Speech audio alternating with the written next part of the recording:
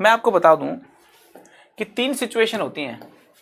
एक तो एक लाइन और दूसरी लाइन के बीच का एंगल, एक तो ये होता है। एक होता है एक प्लेन और दूसरे प्लेन का बीच का एंगल, और एक होता है एक प्लेन और एक लाइन के बीच का एंगल। ये प्लेन है, ये मान लो लाइन आ गई, तो प्लेन को यहां से पार करके चली गई। समझ में आ रही कि नहीं आ रही बात? तो प्लेन और लाइन के बीच में क्या एंगल है, प्लेन प्लेन के बीच में एंगल कैसे होता, लाइन लाइन के बीच में एंगल कैसे होता है, ये बातें आपको पता होनी चाहिए। लाइन और लाइन के बीच का जो एंगल होता है ना, ये वो ये होता है, ये अल्फा है ना। एंगल बिटवीन टू लाइंस क्या होता है? ये एंगल बिटवीन टू लाइंस। ये बात समझने का प्रयास करें। प्लेन के बीच का एंगल होता है उनके नॉर्मल वेक्टर के बीच का एंगल। आपको बता दूं, है ना, ये इसका नॉर्मल वेक्टर है मान लो n1 वेक्टर, इसका नॉर्मल वेक्टर है मान लो n2 वेक्टर। तो इन दो वेक्टर के बीच में जो एंगल बनता है, इनके नॉर्मल वेक्टर के बीच में जो एंगल बनता है, वो प्लेन के बीच का एंगल बोला जाता है ना। तो यहां पे आपको बता दूं कि angle between two planes is the angle between two planes is the angle between their normal vectors. Angle between two planes is the angle between their normal vectors, is the angle between their normal vectors। इनके जो normal vectors के बीच का angle है उनको हम plane के बीच का एंगल बोलेंगे। फिर से बता देता हूं इस बात को मैं। मान लो ये हमारा एक प्लेन है, ये हमारा दूसरा प्लेन है। तो इस प्लेन का जो नॉर्मल वेक्टर है n1 वेक्टर, और इस प्लेन का जो नॉर्मल वेक्टर है n2 वेक्टर, तो इन दोनों के बीच का ये जो एंगल है थीटा, इसको बोलते हैं angle between these two planes, है ना। ये इन दो प्लेन्स के बीच का एंगल है। बात समझ में आ गई? दो प्लेन्स के बीच का एंगल उन्हीं को बोला जाता है जो उन दोनों के नॉर्मल वेक्टर के बीच का एंगल हो। अब एक लाइन और एक प्लेन के बीच का एंगल क्या होता है, ये भी आप समझ लो, है ना। देखो, ये है angle between line and a plane, है ना। ये मैं लाइंस में ऑलरेडी पढ़ा चुका हूं तुमको, ठीक है। ये अभी पढ़ा दिया और ये आगे डिटेल में पढ़ाऊंगा, ठीक है। Angle between line and a plane, line and a plane. इसमें क्या होता है, देखो ये लाइन जा रही है ना, तो इस लाइन का जो है ना, ये जो लाइन जा रही है देखो, और प्लेन का नॉर्मल वेक्टर ले लो आप। प्लेन का नॉर्मल वेक्टर ले लिया और लाइन के बीच का एंगल निकाल लो थीटा। तो ये जो थीटा है इसको नहीं, ये जो 90 माइनस थीटा है इसको बोलेंगे angle between line and plane. ये बात समझनी है। यहां पे 90 माइनस थीटा को बोलते हैं angle between line and plane, है ना भाई। नॉर्मल वेक्टर प्लेन का है, लाइन है ही, ये एंगल निकाल लो। तो इसको छोड़ो, आप इस एंगल की बात करें भाई। प्लेन और लाइन के बीच में इसको बोला जाता है angle between line and plane, ठीक है। तो है ना, ये तीनों केसेस समझ में आ गए। अब देखो प्रॉब्लम कर लेते हैं सॉल्व, ठीक है, और अच्छे समझ में आ जाएगी बात। यहां पे प्रॉब्लम क्या है, find the acute angle between plane this and this. तो प्लेन के बीच का एंगल निकालना है, तो सबसे पहले इनके नॉर्मल वेक्टर लिख लो आप। 2i कैप प्लस जे कैप माइनस 2k कैप हो गया एक नॉर्मल वेक्टर। तो दूसरा जो नॉर्मल वेक्टर है वो हो गया 3i cap minus 6j cap, 3i cap minus 6j cap minus 2k cap. ये दूसरा नॉर्मल वेक्टर हो गया, ठीक है। तो क्या करो, एक्यूट एंगल निकालना ना इनके बीच का। तो पहले तो क्या करो, n वेक्टर और n2 वेक्टर के बीच का एंगल निकालो, है ना। ये हो गया n1 वेक्टर, ये हो गया n2 वेक्टर। तो इनके बीच का एंगल निकालो, तो कोस थीटा निकालो। कोस थीटा कितना होता है, n1 vector dot n2 vector upon, कैसे निकलेगा, mode n1 vector mod n2 vector, ऐसे निकलेगा ना। तो फॉर्मूला क्या बन जाएगा, फॉर्मूला बन जाएगा theta is equal to cos inverse n1 vector dot n2 vector upon mod n1 vector mod n2 vector. समझ में आ रही कि नहीं आ रही बात? तो सबसे पहले तो बता देता हूं आपको मैं, ये बन जाएगा आपका थीटा, ठीक है। तो इसका फॉर्मूला का इस्तेमाल कर लो, ये याद करना है भाई, ठीक है ना। मतलब याद क्या करना, रटना थोड़ी है, कॉन्सेप्ट याद रखोगे तो अपने आप ही हो जाएगा ये। तो यहां से जब आप थीटा देखोगे तो वो आ गया आपका कोस इनवर्स, चलो कोस थीटा देख लो ना सीधा।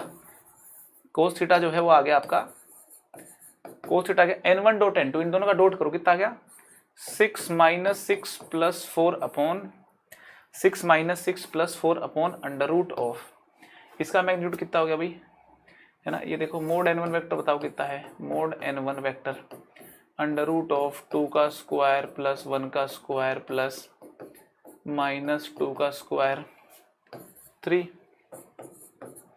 मोड n2 वेक्टर 3 का square minus 6 square minus 2 square 7 हो गया ये, है ना।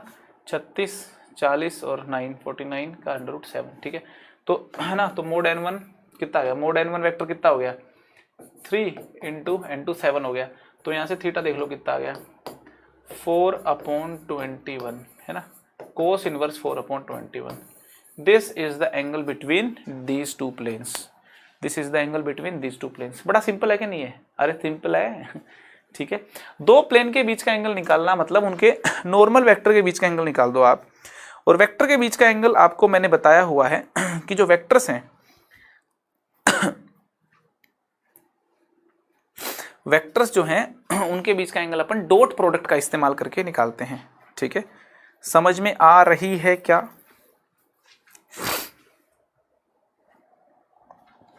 आ रही है समझ में?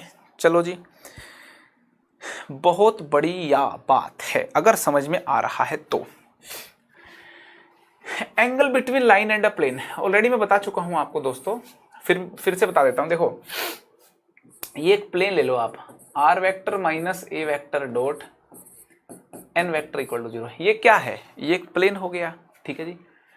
और एक ले लो लाइन, है ना, डॉन का इंतजार तो 11 मुल्कों की पुलिस कर रही है, लेकिन डॉन को पकड़ना मुश्किल नहीं नामुमकिन है, क्योंकि डॉन उन 11 मुल्कों में है ही नहीं, डॉन किसी 12वें मुल्क में है। तो 11 मुल्कों की पुलिस भी अगर डॉन को नहीं पकड़ पाएगी तो काहे की पुलिस है यार, क्या है यार, हम पकड़ लें अकेले डॉन को तो। हाँ, लाइन क्या है, लाइन है हमारी a1 vector plus lambda b1 vector. Line की इक्वेशन हमारे सामने है, लाइन की इक्वेशन हमारे सामने है, ठीक है। प्लेन की इक्वेशन हमारे पास है। तो क्या करना है अपने को पहले क्या करना है, जो प्लेन के नॉर्मल वेक्टर है ना बच्चा लोग, यार पहले इस प्लेन का नॉर्मल वेक्टर निकालना है अपने को, ठीक है। नॉर्मल वेक्टर निकल गया, लाइन के पैरेलल वेक्टर मेरे को मालूम है, ठीक है ना, लाइन के पैरेलल वेक्टर मालूम है मेरे को b1 वेक्टर, ठीक है। तो ये एंगल निकाल लो आप, है ना, पहले ये एंगल निकालो, ये थीटा निकाल लिया आपने, कोस थीटा आ जाएगा आपका n vector dot b1 vector mod n vector mod b1 vector, है ना। कोस थीटा आ गया, then find theta, then find theta, theta आ गया, then find 90 minus theta, then find 90 minus theta. जो ये 90 माइनस थीटा जो आया है ना, this 90 minus theta, this 90 minus theta is angle between, this 90 minus theta is the angle between plane and the line, plane and the line, है ना। मतलब ये आपने निकाल लिया, तो उसके बाद जो है ना, उसके बाद जो ये जो एंगल आया ना, ये एंगल एक्चुअली 90 माइनस थीटा है ना। तो ये जो 90 माइनस थीटा है, मैं इस 90 माइनस थीटा की बात कर रहा हूं, ये लाइन और प्लेन के बीच का एंगल जो है वो होगा, करेक्ट है। चले आगे, है ना। अब नेक्स्ट है plane parallel to a given plane. एक plane parallel to a given plane कैसे निकाला जाए, ठीक है, देखो जरा इसको देखते हैं। सी, एक प्लेन ले लो आप, कंसिडर द प्लेन, ये प्लेन ले लिया r vector minus a1 vector dot n vector equal to 0, ठीक है ना। अब एक दूसरा प्लेन ले लो जो इसके पैरेलल है। अब ये जो पैरेलल प्लेन है, इसके पैरेलल अगर है तो इसके जो परपेंडिकुलर वेक्टर होगा वो n वेक्टर होगा। तो दोस्तों इसके परपेंडिकुलर वेक्टर भी n वेक्टर होना पड़ेगा, पहले तो ये समझना है ना। अगर प्लेन पैरेलल हैं तो उनके नॉर्मल वेक्टर भी पैरेलल होंगे, है ना। If planes are same, if planes not same, if planes are parallel, if planes are parallel, then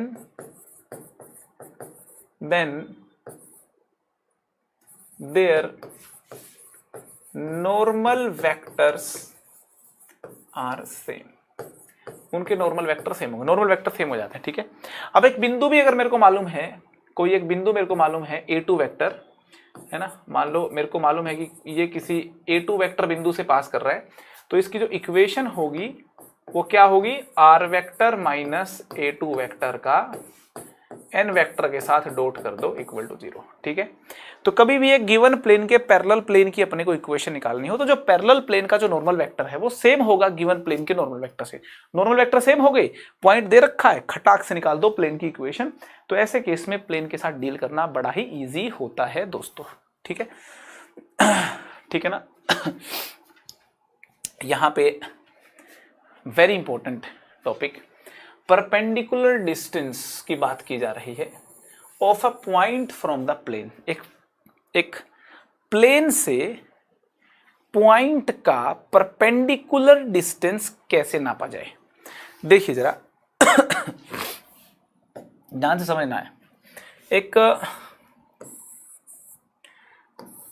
एक प्लेन है, ठीक है, एक प्लेन है ax plus B Y plus C Z plus D equal to 0। ध्यान से सुनना बात को। और एक मेरा पॉइंट है, point A x1 y1 z1। अगर इस प्लेन से इस पॉइंट का परपेंडिकुलर डिस्टेंस नापना हो, दिस डिस्टेंस नापना हो ना, ये वाला डिस्टेंस नापना हो, तो दोस्तों ये डिस्टेंस निकालना बेहद आसान होता है। कैसे निकलता है डिस्टेंस, आप इस पॉइंट को इसमें आप फिट कर दो, इसमें पुट कर दो।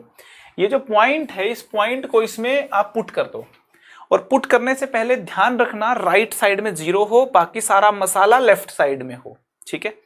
ये पॉइंट उठा के अगर आप यहां पे फिट करोगे ना तो ये हो जाएगा ax1 plus by1 plus cz1 plus d upon, है ना, ये हो गया। इसको फिट कर दो और डिनोमिनेटर में लिख दो under root of A square plus B square plus C square. क्या लिख दो, A square plus B square plus C square का अंडर रूट।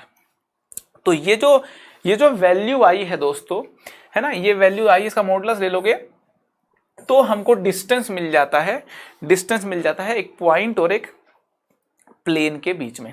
फिर से बता दूं मैं आपको, पॉइंट को उठा के इसमें सेटिस्फाई करवा के न्यूमरेटर बना दो और इसके कोफिशिएंट के स्क्वायर का जोड़ करके रूट कर दो। ये जो कहानी आई है ये हमको डिस्टेंस देती है एक बिंदु और एक प्लेन के बीच में। करेक्ट है। तो हमारे पास एक प्लेन है और एक पॉइंट है और हम जो है सक्सेसफुली डिस्टेंस निकाल सकते हैं।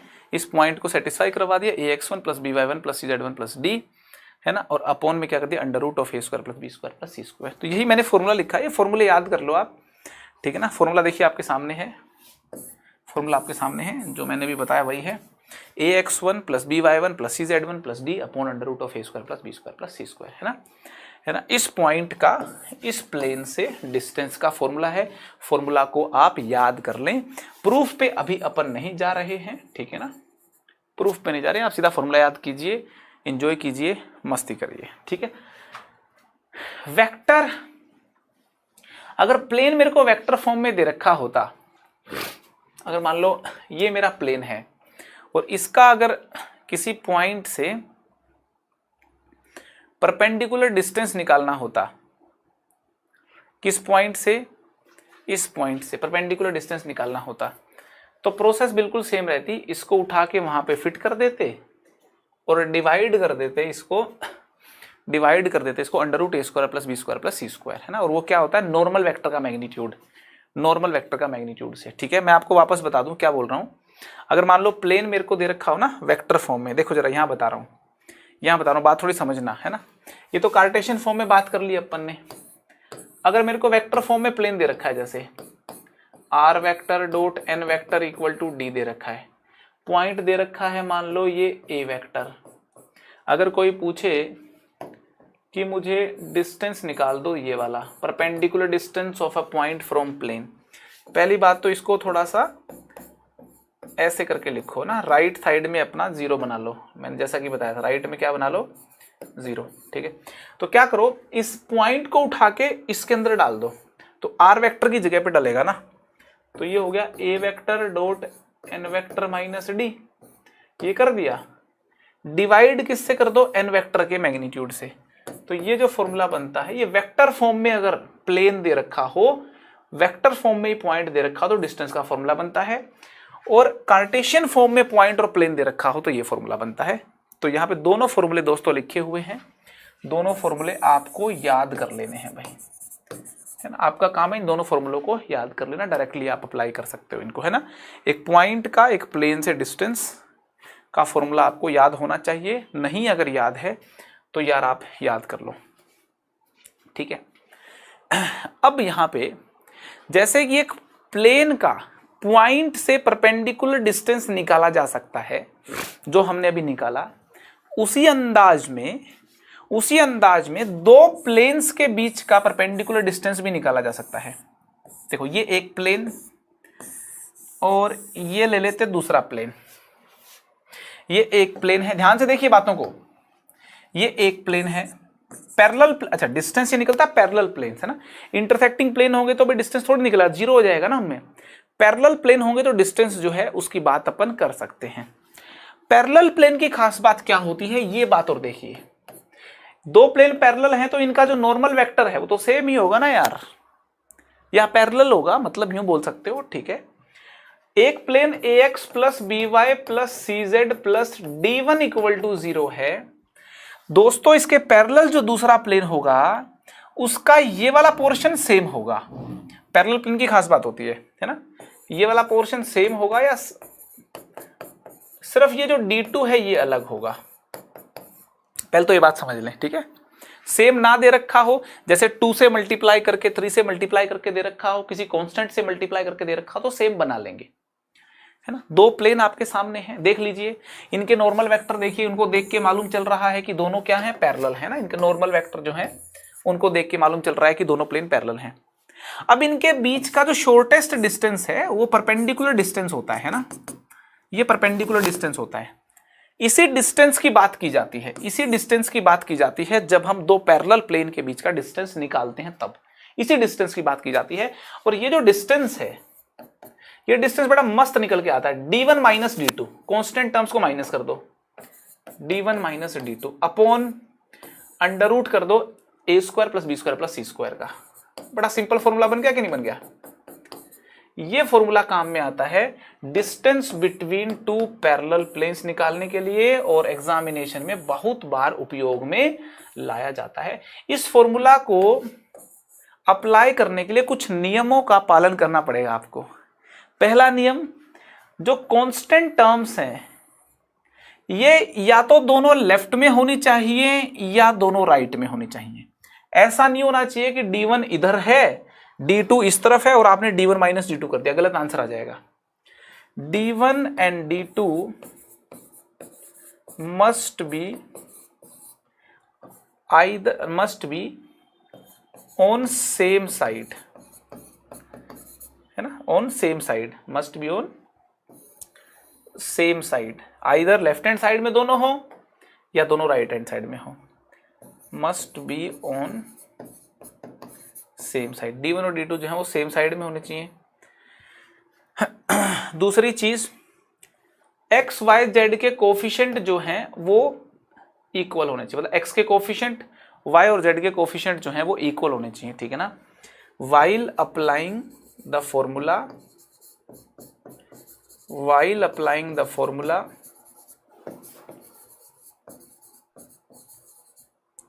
The formula coefficients of x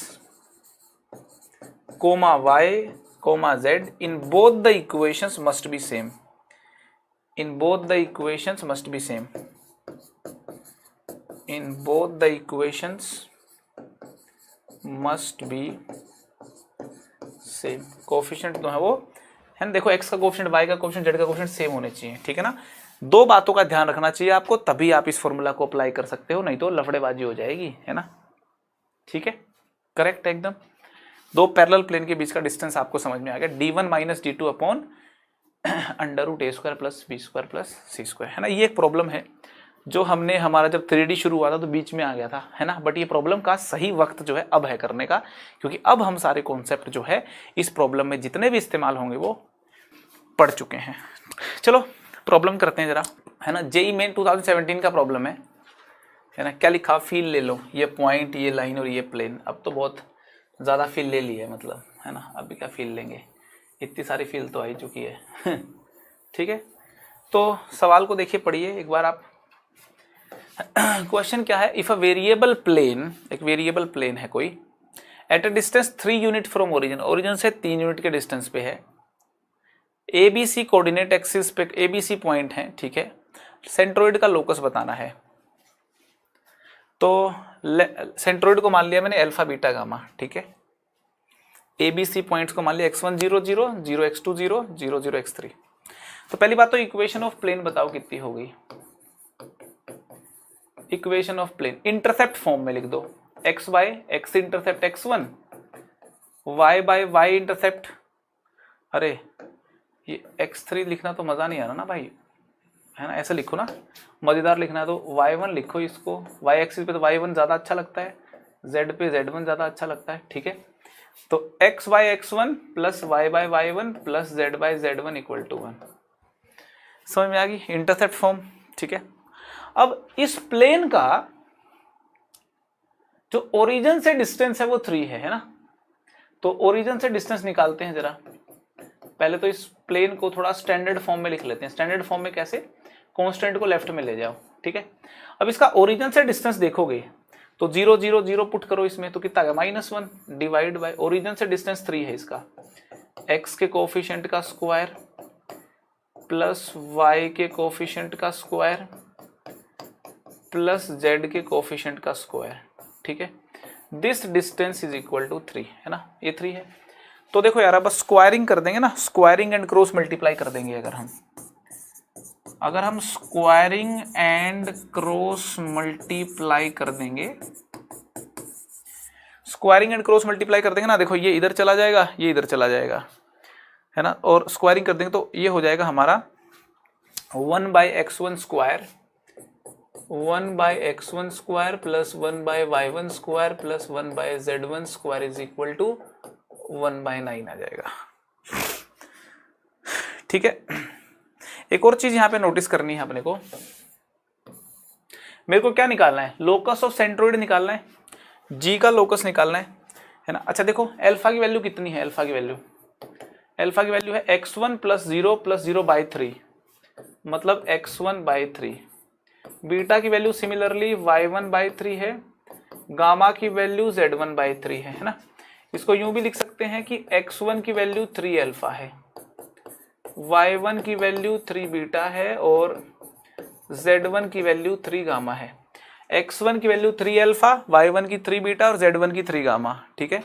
x1 की कितनी है 3 अल्फा, देखो जरा x1 की जो वैल्यू है वो कितनी है 3 अल्फा, y1 की कितनी है 3 बीटा, z1 की वैल्यू कितनी है 3 गामा। तो ये हो जाएगा 1 by 9 alpha square plus 1 by 9 beta square 1 by 9 gamma square. और लोकस में मैंने पढ़ाया है, जिस भी बिंदु का लोकस निकालना हो, जैसे सेंट्रोइड का लोकस निकालना था तो alpha beta alpha beta gamma मान लेंगे, उसके बाद अल्फा को x से रिप्लेस कर देंगे, बीटा को y से रिप्लेस कर देंगे और गामा को किससे रिप्लेस कर देंगे z से, है ना। पहली बात तो 9 को कैंसिल ही कर दो, तो अल्फा को x से रिप्लेस कर देंगे, बीटा को y से रिप्लेस कर देंगे और गामा को z से रिप्लेस कर देंगे। तो this will be the locus of the centroid, है ना। ऑप्शन है क्या कोई, ये वाला ऑप्शन है। ऑप्शन ए हो गया, ठीक है। तो क्या किया, पहले मैंने जिस पॉइंट का लोकस निकालना था उस पॉइंट को अल्फा बीटा गामा मान लिया, उसके बाद जो बातें बोली थी डायग्राम बना लिया, और जो मैथमेटिकल कंडीशन बोली थी मैंने वो लगा दी, है ना। और उसके बाद फिर मेरे को अल्फा बीटा गामा में रिलेशन निकालनी होती है, और अल्फा बीटा गामा में अल्फा की जगह में फाइनली मैंने एक्स से, बीटा की जगह वाई, गामा की जगह जेड से रिप्लेस कर दूंगा, तो लोकस की इक्वेशन दिखने लग गई 1/x² + 1/y² + 1/z² = 1। I hope ये बात आपको समझ में आ गई होगी। नेक्स्ट एक और प्रॉब्लम है हमारे सामने, find the distance of the point this from this plane. इस पॉइंट का इस प्लेन से डिस्टेंस बता दो। क्या हो गया अभी बता देते हैं। देखो इस प्लेन को पहले उस फॉर्म में लिख लें, क्या कार्टेशियन फॉर्म में लिख लें, मजा आ जाएगा। 6x - 3y + 2z, 4 को लेफ्ट में ले गया, -4 = 0, कार्टेशियन फॉर्म में लिख लिया। 2, 5, -3 पॉइंट है, तो पुट कर दो, x की जगह 2, y की जगह 5, z की जगह -3, है ना। और डिवाइड में हो गया 6² + -3² + 2²। दोस्तों ये क्या आ गया, ये डिस्टेंस आ गया इस पॉइंट का इस प्लेन से, है ना। डिस्टेंस कितना होगा ये भाई, 12 और -15 कितना हो गया, -3 और -4 -7 और -6 -13, और ये हो गया रूट में 36 और 4 40 और 9 49 का रूट कितना हो गया 7, ठीक है। तो दिस विल बी 13/7, तो डिस्टेंस कितना हो गया 13/7। एक पॉइंट का एक प्लेन से डिस्टेंस निकालना बेहद आसान होता है, ये बात अपने को समझ में आनी चाहिए, करेक्ट है ना। चलिए एक और प्रॉब्लम आ गया, distance between the parallel planes. देख लीजिए जेईई मेंस में प्रॉब्लम आया हुआ है, जेईई एडवांस में भी इस प्रकार के प्रॉब्लम आए हुए हैं, कोई बड़ी बात नहीं है, ठीक है। तो सीन क्या, कैसे निकालेंगे डिस्टेंस, देखिए जरा बात को समझें। एक पैरेलल प्लेन दे रखा है 2x + y + 2z, 8 को लेफ्ट में लाओ, -8 = 0। ये जो प्लेन है इसको 2 से डिवाइड करना पड़ेगा, है ना। डिवाइड बाय 2 बोथ साइड्स, इसको डिवाइड बाय 2 बोथ साइड्स करो। क्यों करो अभी बताता हूं, पहले करो एक बार। 2 से दोनों तरफ जब डिवाइड करोगे तो ये ऐसा दिखने लगेगा। ये इसलिए किया, मैंने आपको बताया था दो पैरेलल प्लेन का जब डिस्टेंस निकालते हैं ना, दोनों इक्वेशंस में ये वाला पार्ट बिल्कुल डिट्टो सेम दिखना चाहिए, एकदम भन्नाट सेम, एकदम ओपी दिखना चाहिए, ठीक है। और 8 को लेफ्ट में इसलिए लेके आया, मैंने कहा था कि कांस्टेंट टर्म दोनों सेम साइड में होनी चाहिए। तो अभी जो पैरेलल प्लेन का जो डिस्टेंस निकालने वाला फॉर्मूला है उसको अप्लाई कर सकते हैं। कांस्टेंट टर्म सेम साइड में है, एक्स वाई जेड के कोफिशिएंट्स आप देख सकते हो मैच कर रहे हैं, तो डिस्टेंस का फॉर्मूला अप्लाई कर दो। d1 - d2 upon √of a² + b² + c²। So this will B 16 और -21/2 अपॉन √ में 4 4 8 और 9 9 का √3 होता है, 3 7 जा तो 7/2 आ गया। I hope this is clear to everybody, ठीक है। जेईई मेंस का सवाल था तो बस सिंपल क्या है कि 2 से डिवाइड करना था, एक बात का ध्यान रखना कांस्टेंट सेम साइड में होनी चाहिए, फिर इस फॉर्मूला को अप्लाई करना है। ये बात समझ में आती तो कहानी एकदम फिट है। ये प्रॉब्लम हो गया, सिंपल प्रॉब्लम है, जेईई मेन के प्रॉब्लम है, ठीक है। जेईई मेन 2021 का प्रॉब्लम आ गया।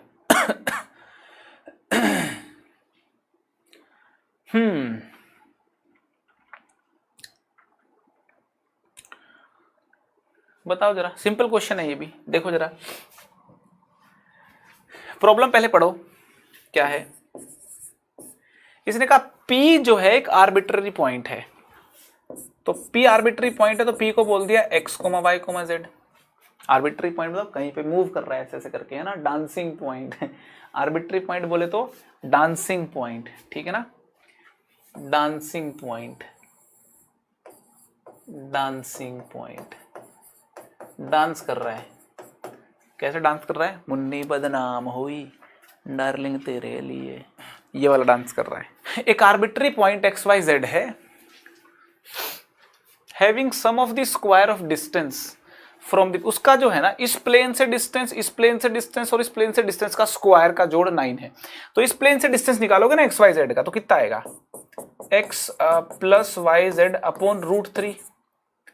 इससे निकालोगे तो कितना आ गया L X minus N Z upon under root L square plus N square आ गया। और है ना, इससे निकालोगे तो कितना आ गया x minus 2y plus Z upon under root 1 square plus minus 2 square plus 1 square, ये आ गया है ना। इसने कहा कि इनके स्क्वायर को, इसके स्क्वायर को जब हम जोड़ेंगे तो वो 9 आता है और इसका जो लोकस है वो हमारा ये है। तो ये लोकस निकाल दिया मैंने, ये p का लोकस आ गया, locus of p, this will B locus of p, क्योंकि p जिस कंडीशन को फॉलो कर रहा है, p पॉइंट जिस कंडीशन को फॉलो कर रहा है, मैंने वो कंडीशन लिख दी तो p का लोकस आ गया। और क्वेश्चन में कहा गया ये लोकस इसके बराबर आएगा, तो इससे कंपेयर कर लूंगा मैं, ये जो लोकस आएगा वो इसके बराबर आएगा, तो मैं इससे क्या कर लूंगा कंपेयर कर लूंगा। तो यहां पे आप अगर देखेंगे है ना, ये लोकस इसके बराबर मैच करवाना मेरे को।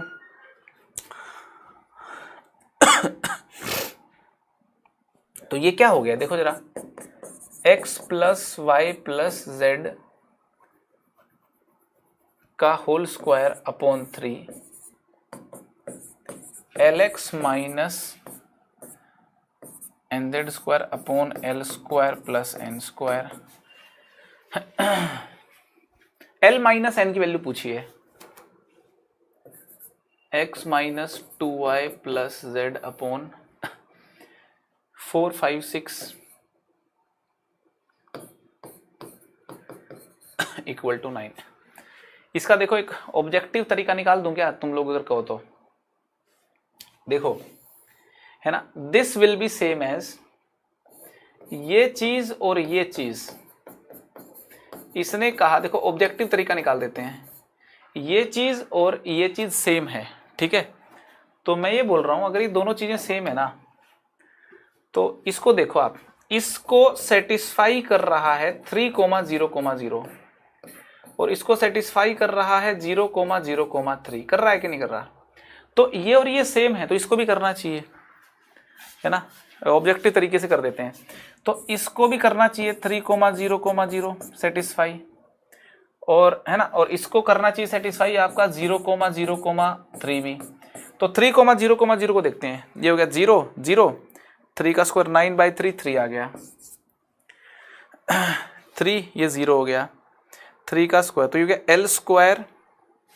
देखो यहाँ पे कितना हो गया, ये हो गया एल स्क्वायर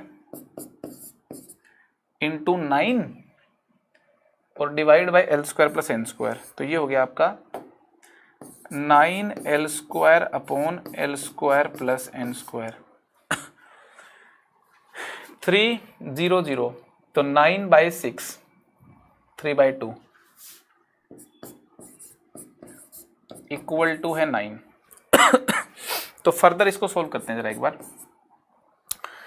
तो 9 से मल्टीप्लाई अच्छा इसको 3 से देखो, 3 से देखो कैंसिल भी हो रहा है, है ना, ऐसे करके मज़ा भी आ गया, है ना, कैंसलेशन भी यहाँ पे हो गया, दैट्स गुड। तो l square plus N square और 9 स्क्वायर से देखो मल्टीप्लाई करोगे ना, तो यहाँ पे हो जाएगा l square plus N square into 9 plus 27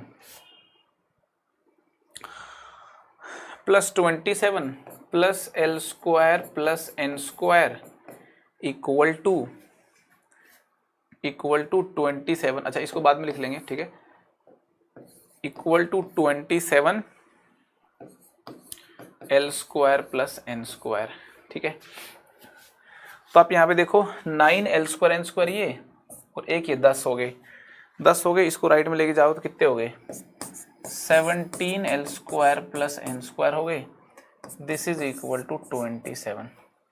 तो यहाँ पे एल स्क्वायर एन स्क्वायर में कंडीशन आ गई, ये कहना चाह रहा था मैं, एल स्क्वायर एन स्क्वायर में एक कंडीशन आ गई, समझ में आ गई बात।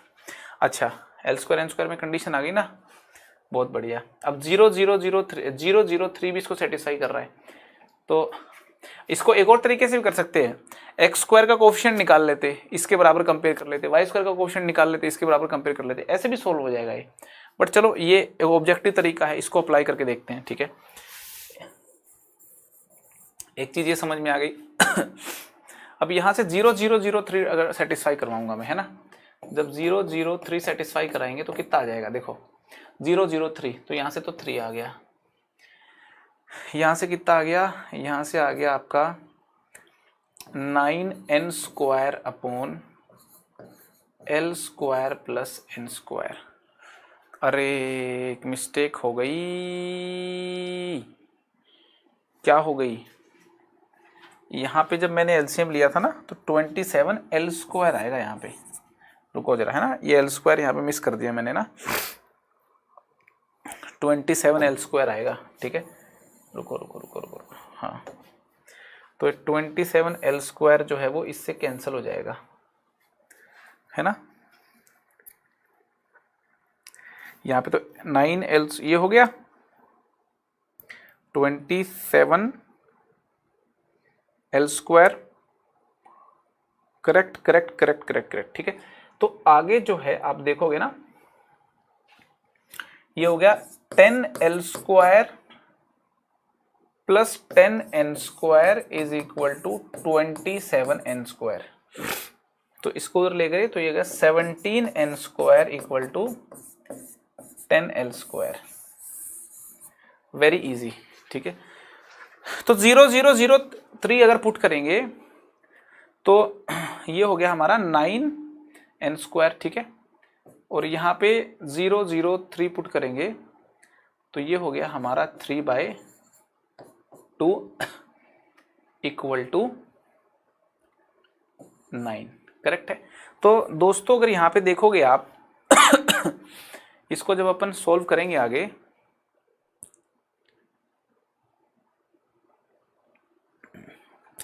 अरे यार यहाँ पे जब हमने 3 0 0 पुट किया था ना, 3 0 0, तो 3 2 यहाँ पे 2 आया था, कैसे कर दिया मैंने 9, यहाँ पे 2 आया था, है ना, पूरी कैलकुलेशन जो है ना गड़बड़ कर दी मैंने। रुको जरा वापस कैलकुलेट करता हूँ, इस कैलकुलेशन को वापस करता हूँ मैं,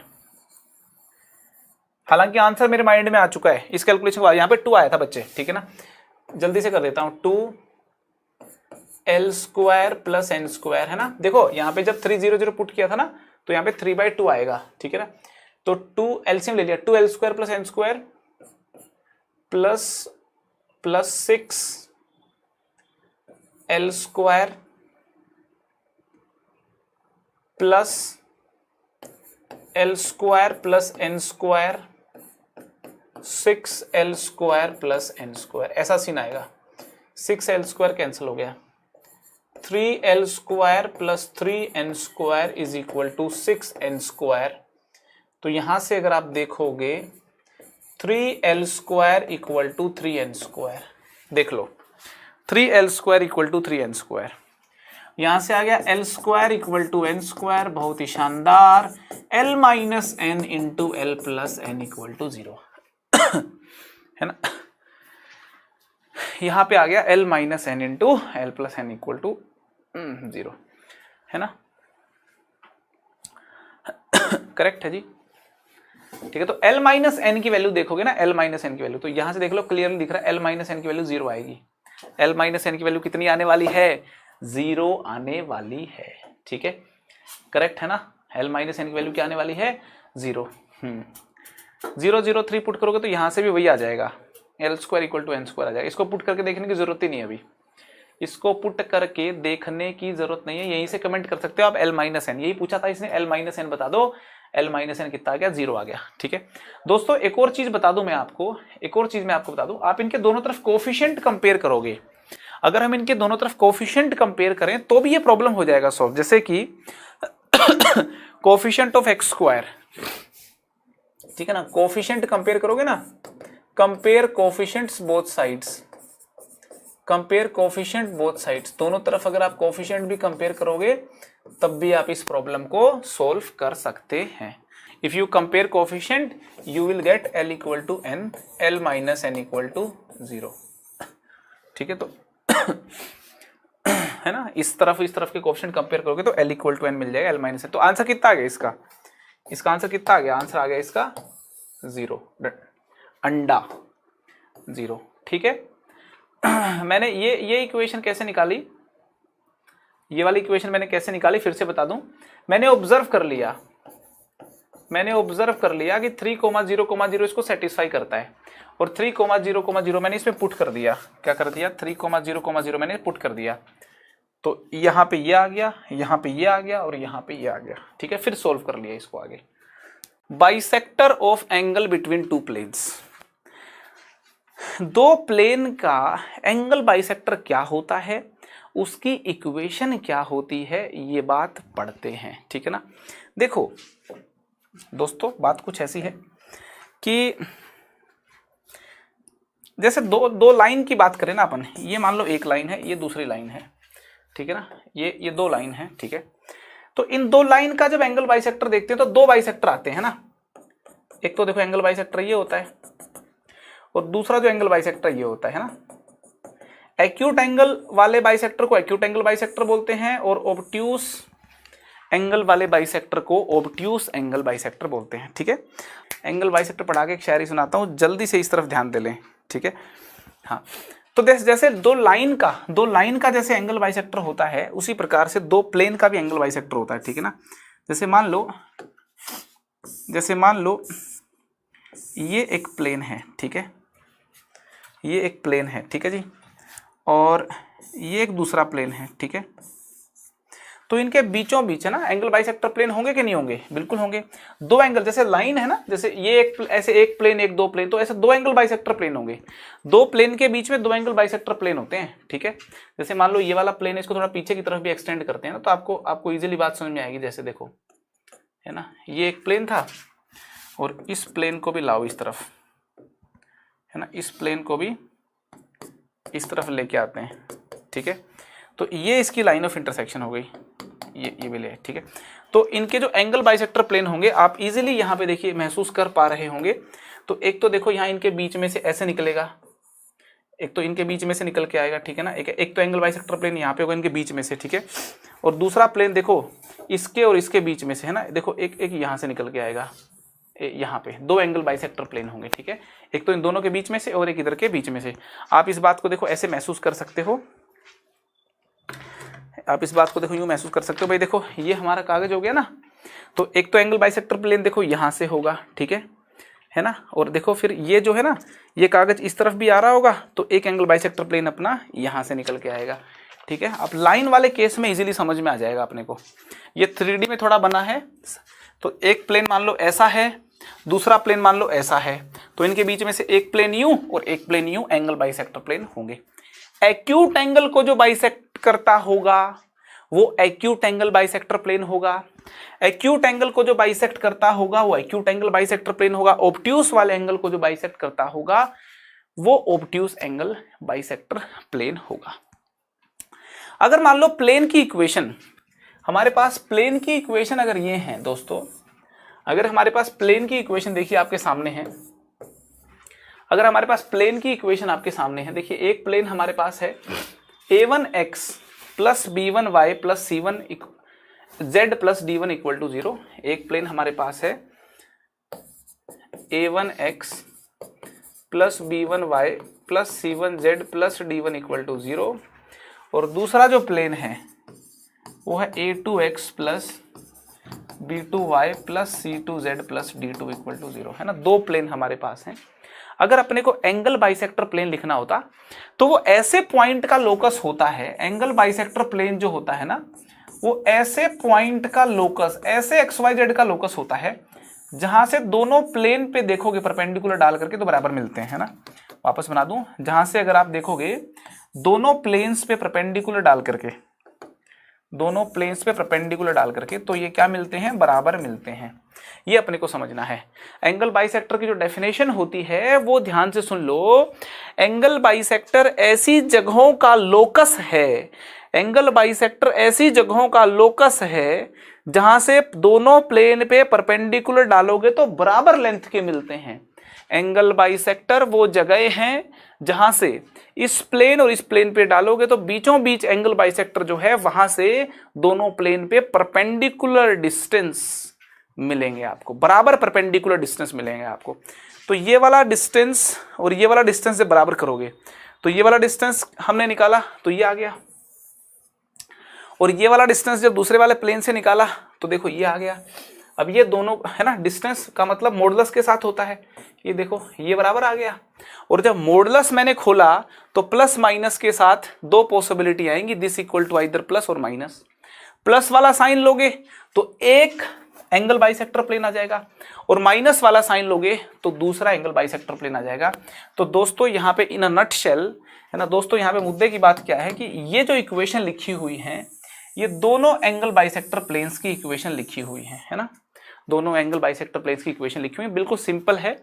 इस वाली को उठाओ, अंडर रूट में कर दो a1 square plus b1 square plus c1 square, और इसके अंडर रूट में कर दो a2 square plus b2 square plus c2 square, और प्लस माइनस कर दो आप, है ना। प्लस का निशान ले लोगे एक एंगल बाइसेक्टर आ जाएगा, माइनस का लोगे तो दूसरा एंगल बाइसेक्टर आ जाएगा, ठीक है। एंगल बाइसेक्टर्स को हमने स्ट्रेट लाइन में भी सीखा था, एंगल बाइसेक्टर्स को हमने यहाँ प्लेन में भी सीख लिया है। फिर से दोहरा देता हूं, दो प्लेन हमारे पास हैं, दो प्लेन में दो एंगल बाइसेक्टर बनते हैं। एंगल बाइसेक्टर वो जगहें होती हैं जहां से परपेंडिकुलर हम ड्रॉप करें, देखो यहां से कर लो, यहां से परपेंडिकुलर ड्रॉप कर लो, बराबर लेंथ के परपेंडिकुलर आते हैं। तो मैंने ऐसा लोकस निकाल दिया जहां से परपेंडिकुलर ड्रॉप करें तो बराबर लेंथ के आए। परपेंडिकुलर लेंथ पहले प्लेन पे, परपेंडिकुलर लेंथ दूसरे प्लेन पे बराबर कर दी, हो गया हमारा एंगल बाइसेक्टर। मॉडुलस आते हैं दोनों में फॉर्मूलों के अंदर, परपेंडिकुलर लेंथ के फॉर्मूले में क्या था, मॉडुलस आता है, मॉडुलस को हटाओगे तो प्लस माइनस साइन आ गया। बात समझ में आ गई। जैसे कि यहां पे क्वेश्चन पूछा है कि find the equation of bisector plane, है ना, एंगल, दो प्लेन को बाइसेक्ट करने वाले दो एंगल बाइसेक्टर प्लेन होंगे, दो लाइन को बाइसेक्ट करने वाली दो एंगल बाइसेक्टर लाइंस होंगी। तो यहाँ पे है ना फिगर देखो, यहाँ पे देखो ऐसा प्लेन ले लिया, एक ऐसा प्लेन ले लिया, ठीक है, एक ऐसा प्लेन ले लिया, मान लो ये वाला है, कौन से वाला, 2x minus y plus 2z plus 3 equal to 0, ठीक है। एक ये वाला ले लिया मैंने, है ना, 3x minus 2y plus 6z plus 8 equal to 0। कहा है हमसे, पूछा है हमसे कि एंगल बाइसेक्टर प्लेन्स की इक्वेशन निकालो। तो एक तो हो गया ये वाला एंगल बाइसेक्टर प्लेन, दूसरा हो गया ये वाला एंगल बाइसेक्टर प्लेन, ठीक है। तो इनकी इक्वेशन आ जाएंगी, देखो जरा, जैसा कि फॉर्मूला में बताया था हमको, 3x minus 2y plus 6z plus 8 upon under root of 3 square plus minus 2 square plus 6 square equal to plus minus 2x minus y plus 2z plus 3 upon under root of 2 square plus minus 1 square plus 2 square. Light नहीं है, गर्मी बहुत हो गई है, पंखा है नहीं, स्क्रीन से हीट निकल रही है, नो प्रॉब्लम। देखिए जरा इधर, ठीक है ना। तो यहाँ पे देखिए हमें मिल गया 3x minus 2y plus 6z plus 8 upon 9 और 4 13, 36 कितना होगा, 49 का रूट कितना हो गया 7 equal to plus minus 2x minus y plus 2z plus 3 upon 4 plus 4 8 और एक 9 और एक 3 हो गया, ठीक है। तो एक तो प्लस का निशान ले लेंगे, है ना, एक एंगल बाइसेक्टर मिलेगा पॉजिटिव साइन का लेकर के, ठीक है, और दूसरा मिलेगा अपने को नेगेटिव साइन लेकर के। तो पॉजिटिव और नेगेटिव साइन ले लो, एक बार तो नेगेटिव साइन ले लो और एक बार क्या ले लो, एक बार ले लो पॉजिटिव साइन, ठीक है। तो जब हमने पॉजिटिव साइन ले लिया तो 7 से मल्टीप्लाई करो, उधर कितना हो गया 14x minus 7y plus 14z plus 21, और 3 से मल्टीप्लाई करो इस तरफ तो कितना हो गया 9x minus 6y plus 18z plus 24, ठीक है। 9x को राइट में लेकर के गया तो कितना हो गया 5x, माइनस 6y को उधर ले गया तो माइनस y हो गया, है ना, 18z को उधर ले गया तो माइनस का 4z हो गया, 24 को उधर ले गया तो माइनस 3 इक्वल टू 0। एक एंगल बाइसेक्टर प्लेन तो ये आ गया। कैलकुलेशन आप चेक कर लेना, ठीक है। माइनस का निशान लोगे तो 9x minus 6y plus 18z plus 21, 9x minus 6y plus 24 equal to minus 14y plus 7y minus 14z minus 21 हो गया। ठीक है, 14y को इधर लेके आओगे तो कितना हो गया 23y माइनस सॉरी अरे यहाँ पे x आएगा ना, minus 14x minus 14x plus 7y। ठीक है, तो माइनस 14 को उधर लेकर के आओगे तो माइनस 13 माइनस 23 हो गया ना, माइनस 14 प्लस 9 कितना होगा, माइनस 14 को उधर लेके आओ प्लस 14 प्लस 9 कितना हो गया 23x, 7y को उधर लाओगे तो माइनस 7y होकर कितना हो गया माइनस 13y, इधर प्लस 14 को लेकर के आओगे तो हो गया आपका 32z, इसको उधर लाओगे तो कितना हो गया प्लस 45 इक्वल टू 0। ठीक है, दूसरा हमारा जो प्लेन है वो ये आ गया। तो ये दोनों एंगल बाइसेक्टर प्लेन्स हो गए। ठीक है ना भाई, 7 से मल्टीप्लाई कर दिया ना, माइनस 14x प्लस 7y है ना, माइनस का निशान लेकर के चल रहे हैं अपन, minus 14z minus 21, minus 14x को इधर लाओगे प्लस 9x का 23x हो गया। सिमिलरली ये कैलकुलेशन करते हुए हमारे दोनों प्लेन्स की इक्वेशन आ गई है। तो एंगल बाइसेक्टर प्लेन निकालना is very easy. Next and last topic is family of plane.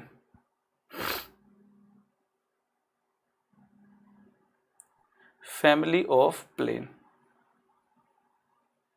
ठीक है, फैमिली ऑफ प्लेन्स समझ में आ रही कि नहीं आ रही बात। Family of planes, family of planes क्या चीज होती है, आइए बात को समझते हैं। देखिए फैमिली ऑफ प्लेन्स को समझते हैं, वेरी इजी है एकदम, है ना। फैमिली ऑफ प्लेन को समझना इज वेरी इजी। आप यूं समझिए, एक प्लेन है मेरे पास, है ना, आपको समझाने के लिए मैं लाइन बना रहा हूं। लाइन का मतलब देखो, लाइन नहीं है ये, एक ऐसा प्लेन है, वैसा प्लेन है तो वही फिर मैं इसको लाइन की तरह ही बनाऊंगा ना। एक प्लेन है P1 इक्वल टू 0 और एक दूसरा प्लेन है P2 इक्वल टू 0। तो सबसे पहली बात तो ये समझनी होगी आपको, जब दो प्लेन इंटरसेक्ट करते हैं तो एक लाइन बनती है ना। देखो दो प्लेन जब इंटरसेक्ट करेंगे तो देखो ये लाइन बन रही है कि नहीं बन रही, लाइन बनती है।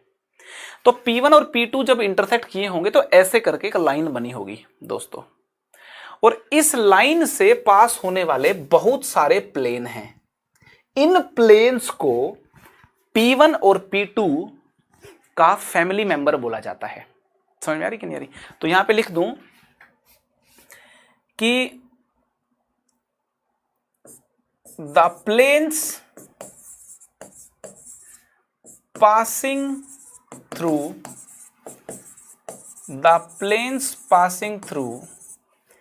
the line of intersection of the planes passing through the line of intersection of the planes passing through the line of intersection of the planes P1 equal to 0 and P2 equal to 0। इस plane और इस plane की line of intersection से पास करने वाले बहुत सारे plane होंगे, है ना। फॉर एग्जांपल देखो ये वाला प्लेन है, ये वाला प्लेन है, इनफाइनाइट प्लेन्स होंगे, है ना। ये वाला प्लेन भी है, ये वाला प्लेन भी है, ऐसे बहुत सारे प्लेन्स हैं, है ना। They are known as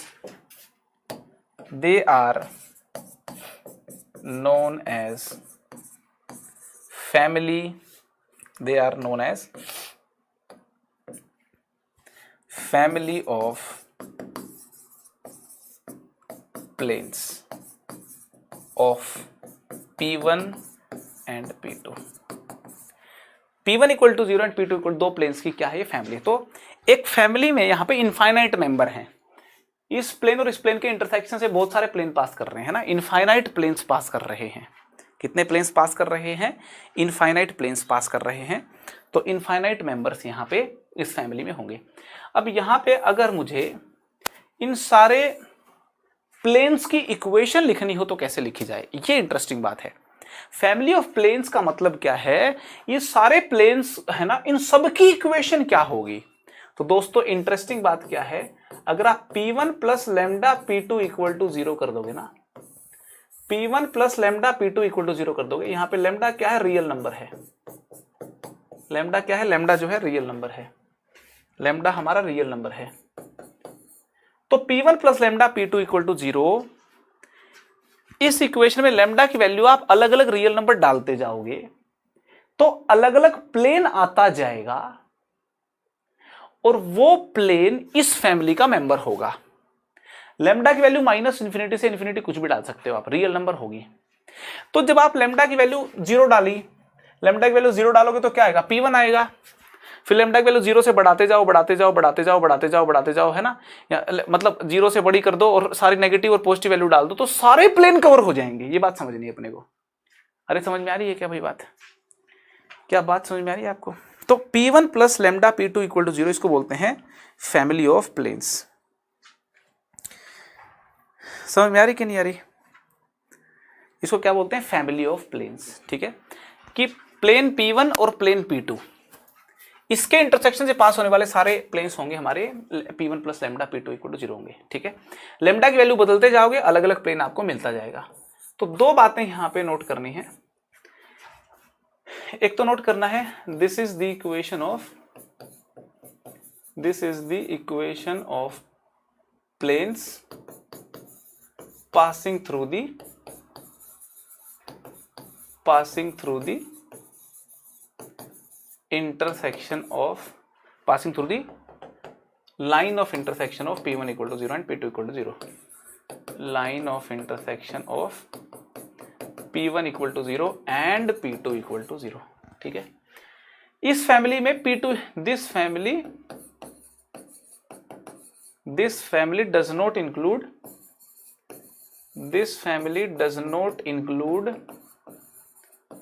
P2 equal to 0। इस फैमिली में P2 इक्वल टू 0 नहीं है। क्या नहीं है, P2 इक्वल टू 0। ये बात बता देता हूं आपको, है ना। लेमडा की वैल्यू जैसे आप 0 डालोगे तो P1 इक्वल टू 0 आ जाएगा।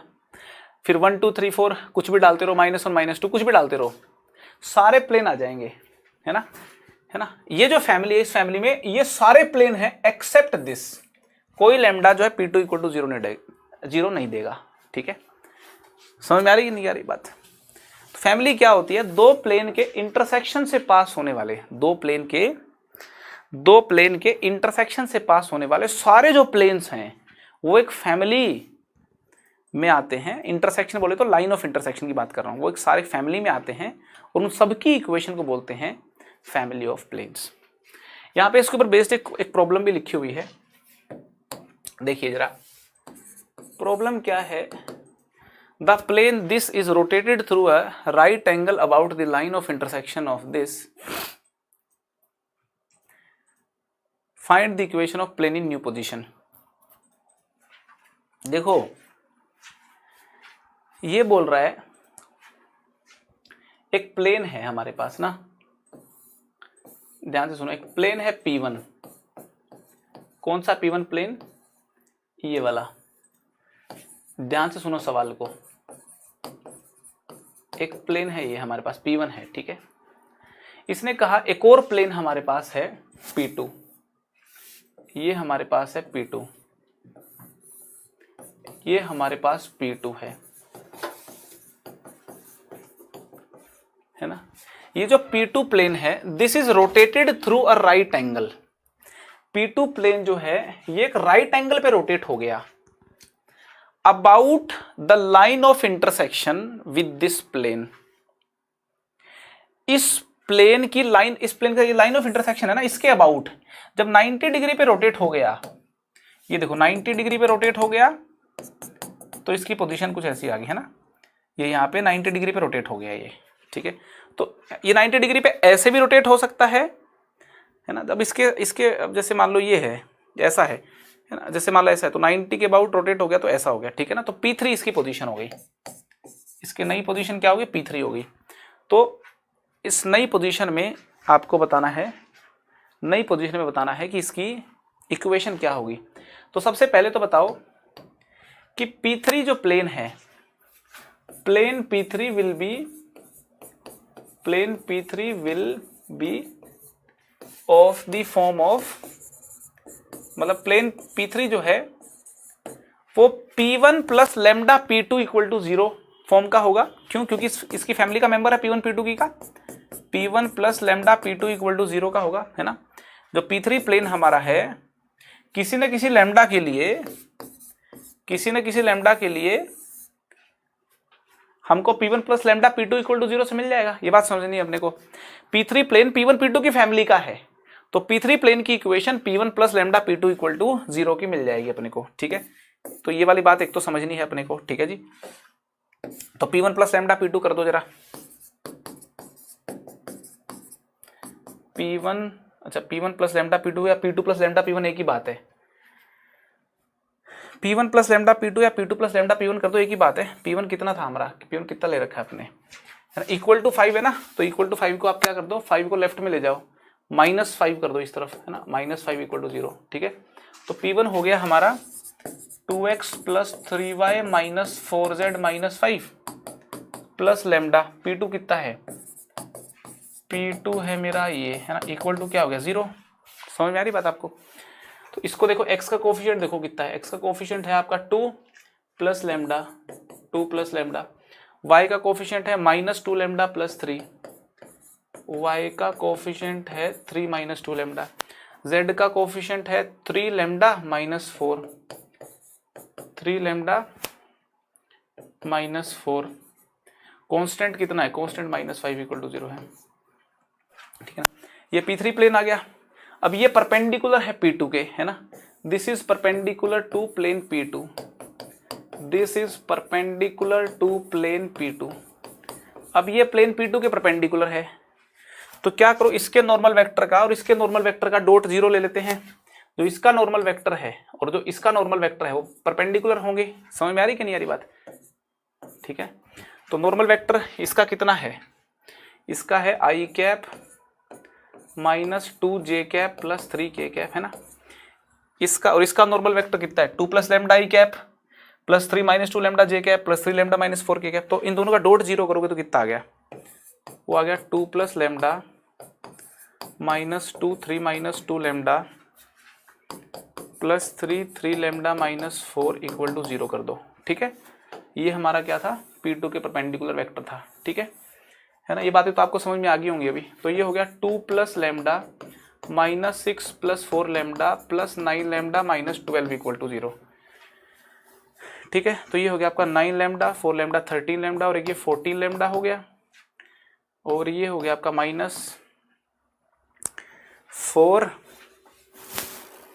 और -12 -16 इक्वल टू 0, है ना। 2 plus lambda -6 plus 4 lambda plus 9 lambda -12, ठीक है। तो 13 लेमडा 4, ये हो गया 14 लेमडा, ठीक है। तो -4, हाँ ठीक है, लेमडा आ गया आपका 8/7, लेमडा कितना आ गया 8/7, ठीक है। तो लेमडा को यहाँ पे फिट कर दो आप और प्लेन की इक्वेशन निकाल लो। समझ में आ रही कि नहीं आ रही बात। भाई हमको 2 प्लेन दिए हुए थे ना, एक प्लेन ये दिया था, एक प्लेन ये दिया हुआ था, ठीक है। तो हमने क्या कर दिया, P1 प्लस लेमडा P2 करा, है ना। यहाँ कैलकुलेशन तो ठीक करी ना, 2 प्लस लेमडा है 3 माइनस 2 लेमडा है -4 प्लस 3 लेमडा, बिल्कुल परफेक्ट यहाँ पे लिखा हुआ मैंने, ठीक है जी।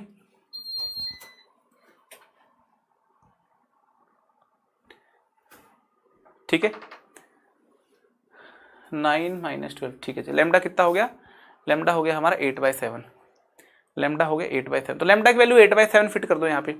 तो equation of plane P3 will be, equation of plane P3 will be, plane P3 की जो इक्वेशन होगी, लेमडा की वैल्यू 8/7 अगर फिट कर देंगे यहाँ पे, 2 प्लस 8/7x,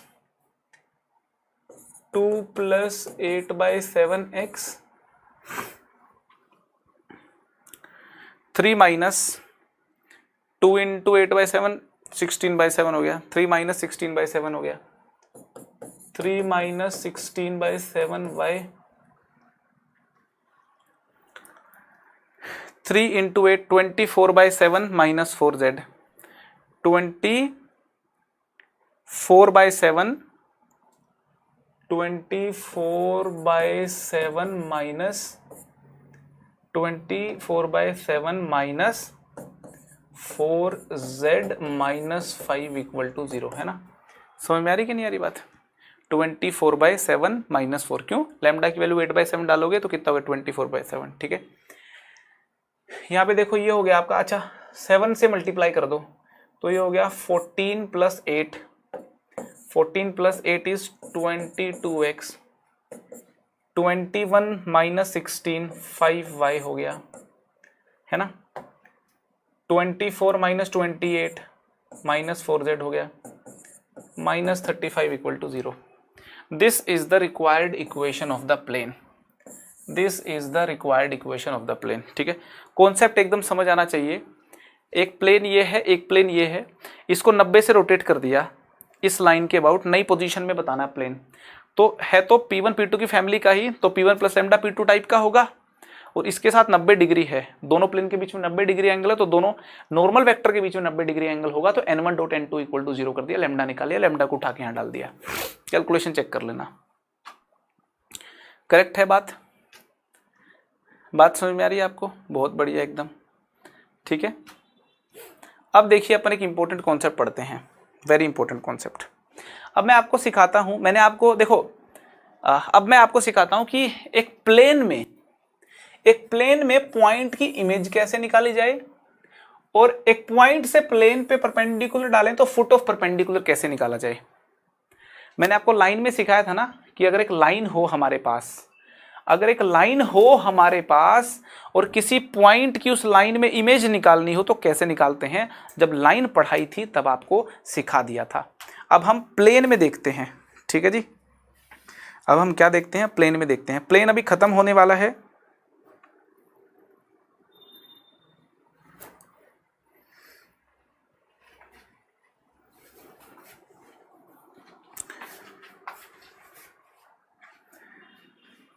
श्रीतांशु श्रीवास्तवा को मैं बस इतना ही कहना चाहूँगा कि उस समय बच्चों से मैंने पूछा नहीं, तो बच्चे बताएंगे कैसे, ठीक है।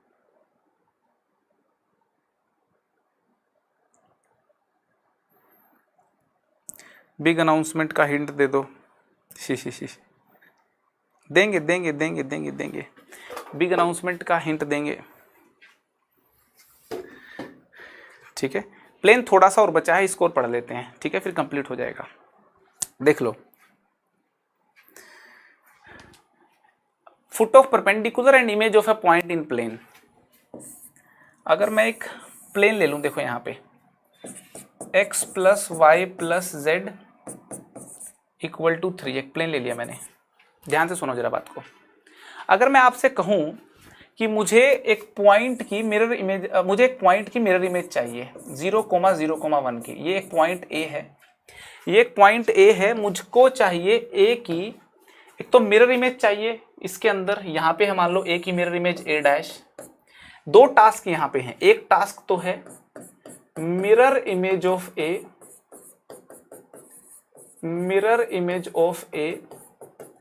इन द प्लेन क्या है, बेसिकली प्लेन मिरर है, in the plane mirror P। इस प्लेन मिरर P में A की मिरर इमेज चाहिए। दूसरी चीज क्या चाहिए, मेरे को फुट ऑफ परपेंडिकुलर भी चाहिए। फुट ऑफ परपेंडिकुलर है मान लो कुछ M, मेरे को दूसरा चाहिए foot of perpendicular from A on P, foot of perpendicular from A on P, एक फुट ऑफ परपेंडिकुलर चाहिए। ये परपेंडिकुलर डिस्टेंस जो है AP निकालना तो हम लोग जानते हैं, है ना। A से P का डिस्टेंस निकालने का फॉर्मूला तो मैंने भी पढ़ा दिया, वो हम जानते हैं, ठीक है। तीन बातें अपने को क्लियर समझ में आनी चाहिए। तो प्रोसेस सुनो जरा क्या है, सारी बातों को निकालेंगे, प्रोसेस सुनो। देखिए, इमेज निकालनी है, सबसे पहला स्टेप होता है, मान लो इमेज है हमारी अल्फा बीटा गामा, है ना। ए की इमेज निकालनी है इस प्लेन में, तो अल्फा बीटा गामा मान लो, है ना। सबसे पहले क्या करो, ए और ए डैश वाला जो लाइन सेगमेंट है, इसका जो मिडल पॉइंट है ना वो है ये एम। मिडल पॉइंट कितना होगा, अल्फा बाई 2, बीटा बाई 2 और गामा प्लस 1/2। सबसे पहले तो क्या करो, मिडल पॉइंट को, सबसे पहला स्टेप है ना, find middle point of a dash, find middle point of a dash. A dash का मिडल पॉइंट निकालो और उसको प्लेन में सेटिस्फाई करा दो, है ना। Find middle point of a dash, है ना, मिडल पॉइंट निकाल लिया, and satisfy this in the equation of plane, and satisfy this in the equation of plane. बड़ी मस्त बात होती है, ऑब्जेक्ट और इमेज को ज्वाइन करने वाले लाइन सेगमेंट का मिडल पॉइंट प्लेन को सेटिस्फाई करता है, ठीक है ना।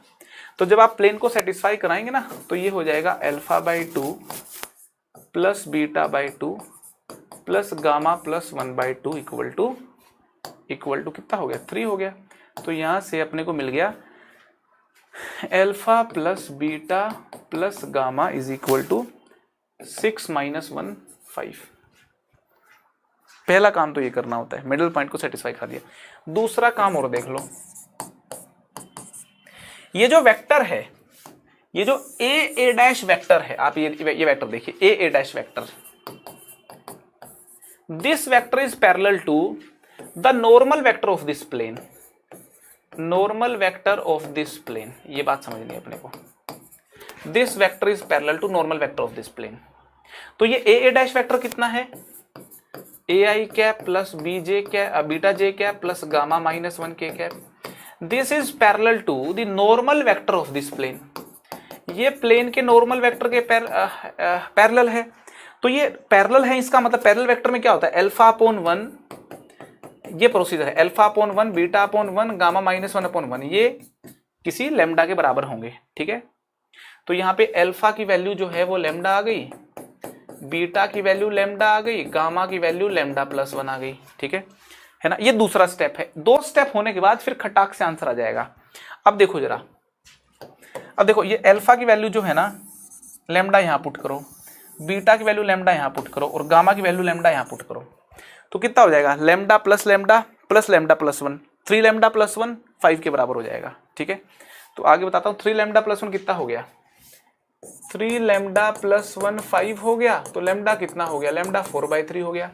लेमडा 4/3 हो गया तो अल्फा बीटा गामा निकल जाएगा आपका। अल्फा बीटा गामा कितना निकल गया, alpha lambda beta lambda gamma lambda plus 1, alpha lambda और लेमडा कितना 4/3, लेमडा प्लस 1 कितना हो गया 7/3। तो जो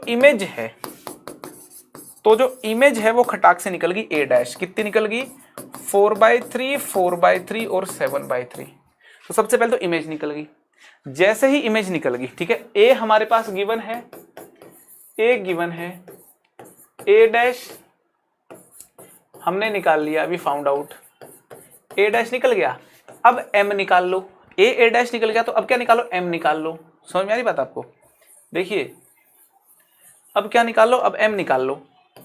जब आप एम निकालोगे तो कितना आएगा, देखो एम कितना आ रहा है,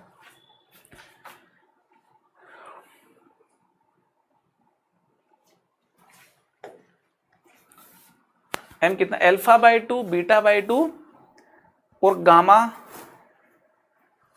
गामा प्लस 1/2, ठीक है, alpha by 2 beta by 2 gamma plus 1/2। तो ये हो गया alpha by 2 beta by 2 gamma plus 1 करोगे बाई 2 करोगे तो ये आ गया, है ना, मिडिल पॉइंट निकल गया। तो ये आ गया आपका फुट ऑफ परपेंडिकुलर, आ गया ना middle point, foot of perpendicular. Foot of perpendicular क्या है, this is the middle point of a dash, है ना। मिडल पॉइंट निकल, ए डैश निकलते ही तो काम खत्म हो गया ना, middle point of a dash निकल गया, फुट ऑफ परपेंडिकुलर निकल गया, है ना। परपेंडिकुलर लेंथ निकालनी अपने को आती है, ठीक है। तो इमेज वाला प्रॉब्लम जो है वो देखिए, मैंने यहाँ पे इमेज का पूरा कॉन्सेप्ट जो है मैंने आपको डिटेल में बता दिया कि प्लेन में पॉइंट की इमेज निकालनी है तो कैसे निकालते हैं।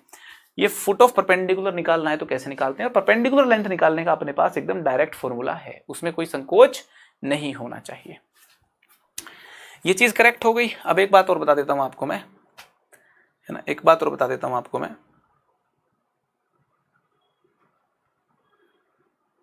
Unsymmetrical form of a straight line,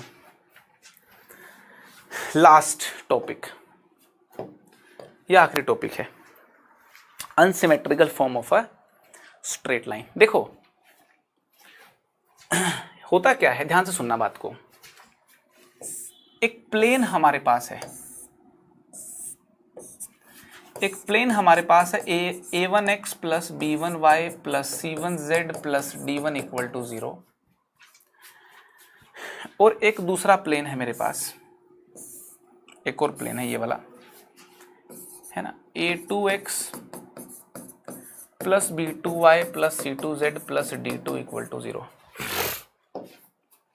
ठीक है, ये दोनों प्लेन जो हैं, इन दोनों प्लेन में आप देखोगे तो ये जो लाइन है, this is the common line, this is the line of intersection of these two planes. ये बात अपने को समझनी है, ठीक है ना। आपको और अच्छे से बता दूं, ये जो लाइन है, this is the line of intersection of these two planes, line of intersection of these two planes. This is the line of intersection of these two planes. आप देखो, यूं सोचो जैसे मैं सोच रहा हूं, मैं बोल रहा हूं कि इस लाइन के ऊपर जो पॉइंट P हैं, उनकी क्या खास बात है, वो इसको भी सेटिस्फाई करते हैं और इसको भी सेटिस्फाई करते हैं। अब XYZ इसकी वैल्यू को, XYZ जो है यहां पे डालोगे तो a1x plus b1y plus c1z plus d1 को क्या करते होंगे, 0 करते होंगे, और साइमल्टेनियसली वो इसको भी 0 करते होंगे। भाई वो बिंदु जो दोनों को 0 कर दे, वो बिंदु इस लाइन पे होगा, और जो सिर्फ इसको 0 करे सिर्फ इस पे होगा, सिर्फ इसको 0 करे सिर्फ इस पे होगा। इसको भी और इसको भी साइमल्टेनियसली, ये बात समझनी है अपने को, इस वैल्यू और इस वैल्यू को साइमल्टेनियसली 0 कर दे। ये जो बात लिखी है ना मैंने, ये लिखी है साइमल्टेनियसली 0। भाई इसको और इसको इकट्ठा 0 कर दे, दोनों को इकट्ठा 0 कर दे, तो वो XYZ जो पॉइंट है, वो XYZ जो पॉइंट है वो किस पे लाई करेगा, वो इनकी कॉमन लाइन पे लाई करेगा। तो इसको जो सेटिस्फाई करने वाले XYZ हैं वो इस लाइन पे लाई करेंगे, तो इसका मतलब ये लाइन की तो इक्वेशन हुई। क्या बोलते हो, इसके ऊपर XYZ इसको सेटिस्फाई करेंगे और सिर्फ इसी को सेटिस्फाई करेंगे, तो this is the equation of, very important to note, this is the equation of the line of the intersection of two given planes. This is the equation of the line of the intersection of two given planes. समझ में आ रही कि नहीं आ रही बात? इसको बोलते हैं unsymmetrical form of a straight line. क्या बोलते हैं, अनसिमेट्रिकल फॉर्म। सिमेट्रिकल फॉर्म कौन सी होती है, जो हम ऐसे लिखते थे ना, x माइनस x1 बाई ए, इस शकल में जो इक्वेशन होती है, इस शकल में जो इक्वेशन होती है, इसको बोलते हैं सिमेट्रिकल फॉर्म। इसको बोलते हैं symmetrical form of a straight line, और इसको बोलते हैं unsymmetrical form of a straight line. Direct ऐसे लिख दिया जाए ना, एक प्लेन फिर दूसरा प्लेन फिर इक्वल टू 0। अनसिमेट्रिकल फॉर्म का मतलब एक प्लेन इक्वल टू दूसरा प्लेन इक्वल टू 0, मतलब वो लाइन ऑफ इंटरसेक्शन की इक्वेशन लिख दिया आपने। डायरेक्ट इस फॉर्म में लिख दी जाए तो इसको बोलते हैं unsymmetrical form of a straight line. Unsymmetrical form of a straight line. आपको थोड़ी बुद्धि लगानी पड़ेगी, है ना, अपनी धारणाएं यहाँ पे लगानी पड़ेंगी, तब जाकर के ये बात आपको समझ में आ जाएगी।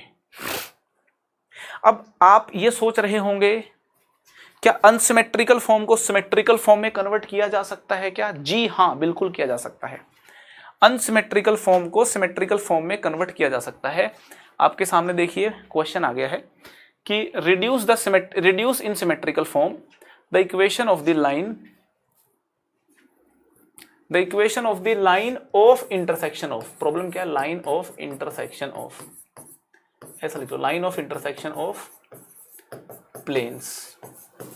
इस वाले प्लेन और इस वाले प्लेन की लाइन ऑफ इंटरसेक्शन है, उसको आप सिमेट्रिकल फॉर्म में लिख के दिखाओ। ये सवाल है, किस में लिख के दिखाओ? सिमेट्रिकल फॉर्म में। देखो कैसे लिखते हैं, है ना, प्लेन हमारे पास दो हैं, है ना, ध्यान से सुनना आप। एक प्लेन ये है, प्रोसीजर आपको बता रहा हूं, है ना, मैं बता रहा हूं आपको procedure to write unsymmetrical form of a straight line into symmetrical unsymmetrical form को सिमेट्रिकल फॉर्म में लिखने का प्रोसीजर, ठीक है ना। सबसे पहले आप क्या मान लो, सबसे पहले मान लो let z equal to lambda. ध्यान से देखो आप, let z equal to lambda. Procedure क्या है, z को लेमडा मान लो आप, तो x माइनस वाई हो गए 5 माइनस 2 लेमडा और 3x प्लस 5 हो गया 6 माइनस लेमडा। दोनों को जोड़ दो, 4x हो गया 11 माइनस 3 लेमडा, x हो गया 11 माइनस 3 लेमडा बाय 4, ठीक है। अब y निकालते हैं यहां से, 11 माइनस, अच्छा इसको यूं लिखो ना, 4x कितना हो गया, 4x हो गया ना 11 माइनस 3 लेमडा, तो इसको ऐसा लिखो 4x माइनस 11 कितना हो गया, माइनस 3 लेमडा, और 4x माइनस 11 अपॉन माइनस 3 कितना हो गया, लेमडा हो गया, ठीक है। z को लेमडा मान लिया था, तो यहाँ पे देखो ये क्वांटिटी भी लेमडा के बराबर आ गई, है ना। y को एलिमिनेट कर दिया मैंने, अब मैं x को एलिमिनेट करूंगा। ध्यान से देखो जरा आप, x को एलिमिनेट करेंगे अभी, है ना, तो इसको देखो 3 से मल्टीप्लाई कर दिया मैंने। जब इसको आप 3 से मल्टीप्लाई करोगे ना और इसके साथ माइनस करोगे, है ना, अब है ना, इसके साथ जब आप माइनस करोगे, इन दोनों को देख रहा हूं मैं, है ना, तो इसके साथ जब आप माइनस करोगे तो ये तो कट गया, ये हो गया minus 4y equal to 9 minus 5 lambda, तो minus 4y minus 9 equal to minus 4 lambda, है ना, minus 4y minus 9 equal to minus 5 lambda, और लेमडा कितना आ गया 4y प्लस 9 बाई 5, ठीक है। तो यहाँ पे ये हो गया 3, ठीक है। Equation from equation 1, 2 and 3, equation 1, 2, 3 से आप देख सकते हो कि z अपॉन 1 भी लेमडा है, आपका 4y प्लस 9 बाई 5 भी लेमडा है, और आपका 4x माइनस 11 बाई माइनस 3 भी लेमडा है। तो आप देख सकते हो ये मैंने दोनों प्लेन को सोल्व कर दिया। मैंने क्या किया है, मैंने दोनों प्लेन को सोल्व किया है। सोल्व करोगे तो दोनों प्लेन का कॉमन पोर्शन आएगा। भाई z को लेमडा मान करके xy निकाल दिया मैंने, दोनों प्लेन को एक तरीके से देखो मैंने सोल्व किया है। और यार देखो दोनों प्लेन को, दो प्लेन को जब आप सोल्व करते हो, दो प्लेन को सोल्व करते हो तो उनका कॉमन पोर्शन आएगा। दो लाइन को सोल्व करते हो तो इनका कॉमन पोर्शन मतलब पॉइंट ऑफ इंटरसेक्शन आता है, और दो प्लेन को जब सोल्व करते हो तो इनका common portion line of intersection आएगा। समझ में आ रही कि नहीं आ रही बात, क्या आएगा, लाइन ऑफ इंटरसेक्शन आएगा, ठीक है। तो मैंने दो प्लेन को सोल्व कर दिया और ये लाइन ऑफ इंटरसेक्शन आ गई है, और लाइन ऑफ इंटरसेक्शन भी आ गई है सिमेट्रिकल फॉर्म में, है ना। अगर आप यहाँ पे इस केस में z को लेमडा मान लो और xy निकाल, मतलब लेमडा निकाल लो xy की टर्म में, तो सिमेट्रिकल फॉर्म में कन्वर्ट हो जाएगा, है ना। आई होप आपने अनसिमेट्रिकल फॉर्म को सिमेट्रिकल फॉर्म में कैसे लिखते हैं ये बात देख ली होगी। अगर मेरे को, ये होगी हमारी सिमेट्रिकल फॉर्म, है ना। अरे क्या हो गया भाई, ये हो गई सिमेट्रिकल फॉर्म, है ना, ये हो गई सिमेट्रिकल फॉर्म। अगर मेरे को अनसिमेट्रिकल फॉर्म में लिखना होता तो कैसे लिखता, आप ऐसे लिखते x minus y plus 2z minus 5 is equal to 0 हो गया, और 3x plus Y plus z minus 6 ये भी 0 हो गया, इक्वल टू 0। ये हो जाती, ये चीज और ये चीज एक ही संदेश देना चाह रही है, दोनों एक ही संदेश देना चाह रही हैं। ये सिमेट्रिकल फॉर्म हो गई और ये हो गई अनसिमेट्रिकल फॉर्म, ये हो गई अनसिमेट्रिकल फॉर्म। ठीक है, ये अनसिमेट्रिकल फॉर्म हो गई और ये ऊपर वाली क्या है, सिमेट्रिकल फॉर्म। किस चीज की सिमेट्रिकल अनसिमेट्रिकल फॉर्म है ये है जो आपके जो दो प्लेन दिए हुए हैं, ये दो प्लेन जो दिए हुए हैं मेरे को, इन दो प्लेन की जो लाइन ऑफ इंटरसेक्शन है, ये दो प्लेन की जो लाइन ऑफ इंटरसेक्शन है, इसकी सिमेट्रिकल और अनसिमेट्रिकल फॉर्म यहां पे मैंने निकाली है। आई होप ये आपको एकदम क्लियर होगा।